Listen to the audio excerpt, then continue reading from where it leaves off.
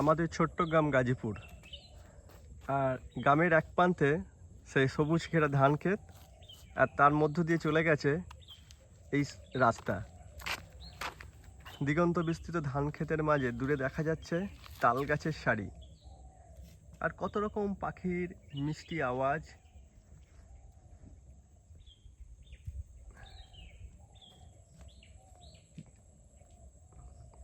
আমার সঙ্গে এসছে আমার ছেলে সৌমিক আর সৈপায়ন। খুব ভালো মিষ্টি দুটো বাচ্চা, এরাও কিন্তু ঘুরতে খুব ভালোবাসে। তো পুজোর ছুটিতে গ্রামে এসেছিলাম, আর গ্রামের আজকেই আমরা ফিরে যাব। তো আমরা সকালে বেরিয়ে পড়েছি আমার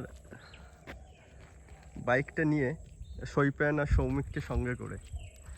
হ্যাঁ, এরা এত সুন্দর আনন্দ করছে আর দৌড়ে দৌড়ে বেড়াচ্ছে যেটা ভাষায় বলা যাবে না। তো প্রজাপতি দেখে ওরা প্রজাপতি ধরতে যাচ্ছে, কখনো পাখি ধরতে যাচ্ছে, আর কখনো ছুটে বেড়াচ্ছে ধান ক্ষেতের মধ্য দিয়ে।